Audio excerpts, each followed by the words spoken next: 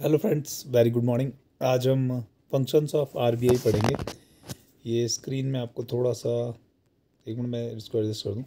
देखो friends, screen पे देख पा रहे होंगे RBI is the central bank of India. ये सेकंड लाइन थोड़ा गलत हो गया इसमें। आप नोट करना कि एक गवर्नर होता है आरबीआई का, 4 डिप्टी गवर्नर्स होते हैं। ऐसे टोटल मिला के 17 मेंबर्स होते हैं जो कि पूरा रेगुलेट करते हैं। आगे बाकी इनके ब्रांचेस होते हैं तो वो खुलती रहती हैं। अभी जो लास्ट आरबीआई का ऑफिस खुला है वो कहाँ खुला है आपका? देहरादून में। ठीक है फ्रेंड्स, कई बार इस तरह के क्वेश्चंस भी आ जाते हैं। एरोज वगैरह की ज़रूरत नहीं पड़ेगी। ठीक है फ्रेंड्स, अभी देख लेते हैं कि हमारा जो आरबीआई है, सेंट्रल बैंक ऑफ इंडिया, ये क्या क्या काम करता है। पहले फुल फॉर्म आरबीआई होता है, रिजर्व बैंक ऑफ इंडिया। पहला क्या करता है, करेंसी मैनेजमेंट करता है। Currency management in the sense कि नोट छाप के देता है आपको। अभी जब नोटबंदी हुई थी तो नोट कहाँ से छप के आए थे आपके? आरबीआई से ही आए थे। जो उसकी प्रिंटिंग प्रेसेस हैं वो छापती हैं। ठीक है, तो कई बार ये भी पूछ लेते हैं प्रिंटिंग प्रेस कहाँ है, और जो कॉइन्स छप मिंट होते हैं वो कहाँ पे है, तो उनका भी कई बार पूछ लेते हैं। ठीक है, तो वो हमारा उससे नॉलेज नहीं है, हमारे तो फंक्शन से बात है। ठीक है, तो करेंसी मैनेजमेंट में तो आ गया आपका कि जो है ये नोट छापता है। ठीक है, अब नोट छापने के साथ साथ में इन्फ्लेशन कंट्रोल भी करता है। कैसे?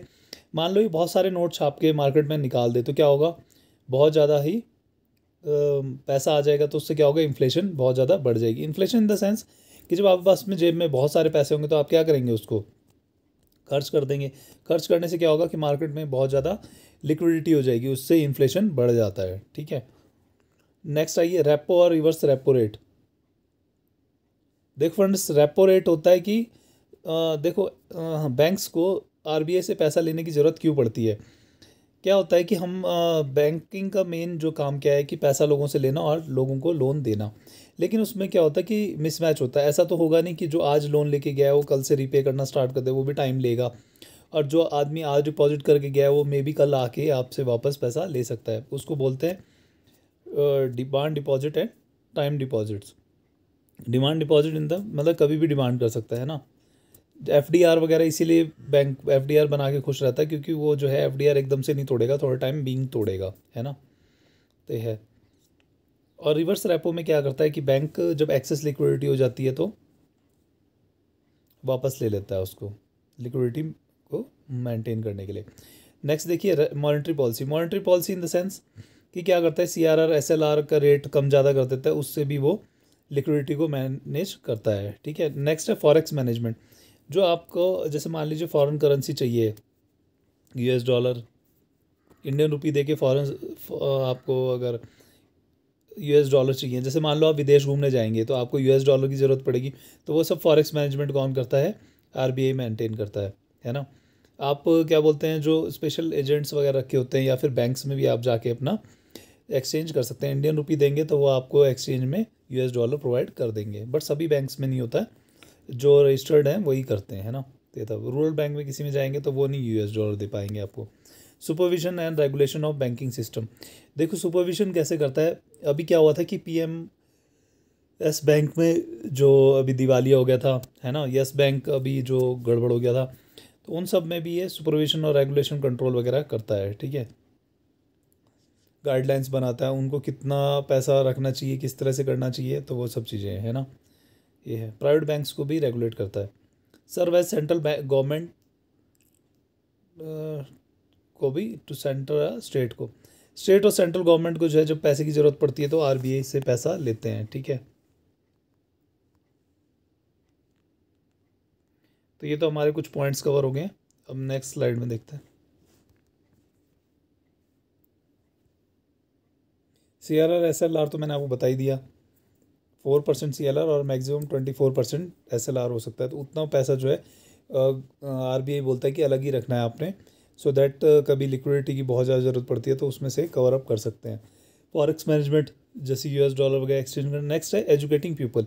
ये जो मेरे आप सिर के पीछे देख रहे होंगे ये कुछ कैलेंडर्स लगे हुए हैं, जिसमें थोड़ा सा मैं आपको जूम कर देता हूँ। देख पा रहे हैं, इस पर कुछ लिखा हुआ है, समझदारी से करें पैसा ही सो। तो ये क्या है कि ये कैलेंडर्स वगैरह ये आरबीआई देता है पीपल्स को एजुकेट करने के लिए।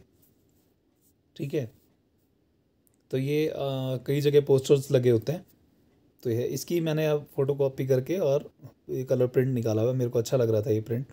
तो जस्ट आपको बताने के लिए भी किस तरह के ये जो है कैलेंडर्स वगैरह ये सब आरबीआई छपवाता है। ये किस पैसे से छपवाता है?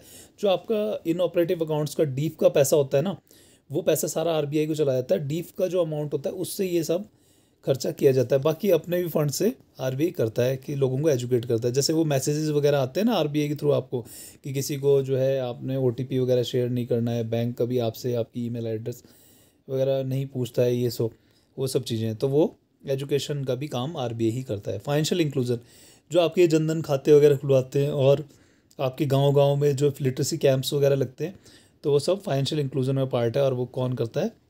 आरबीआई करता है।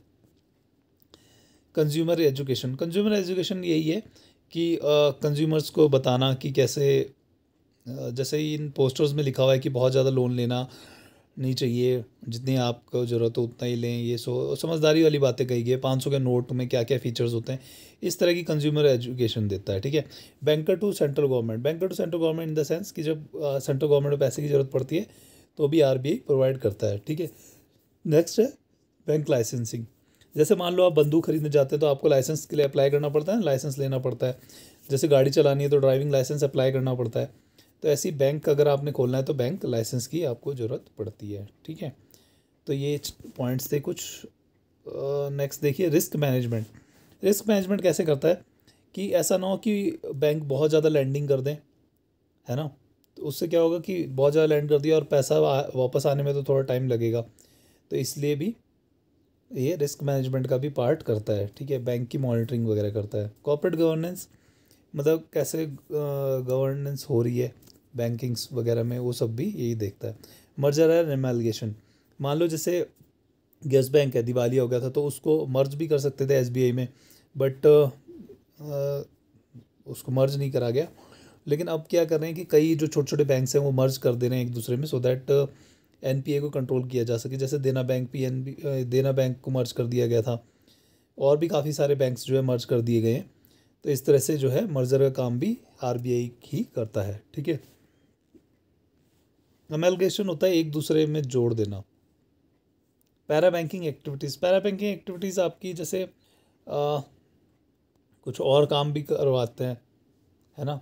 जैसे मान लो आपका चालान्स वगैरह वो जमा होते हैं, है ना, तो वो सब चीज़ें पैरा बैंकिंग एक्टिविटीज़ में आती हैं। फैमा एक्ट है, फैमा एक्ट में बेसिकली आपका जो है फॉरेन एक्सचेंज रेगुलेशन वगैरह वो सब चीज़ें यही देखता है। बैंकिंग ओम्बड्समैन, मान लो कुछ आपको कंप्लेंट है तो आप आरबीआई से कर सकते हैं और आपका जो है कंप्लेंट को रिजॉल्व करने में आरबीआई हेल्प करेगा। बैंक और कंज्यूमर के बीच में एक तरह से ये एक्ट करता है, सो दैट कंप्लेंट्स को रिजॉल्व किया जा सके। Banking ombudsman.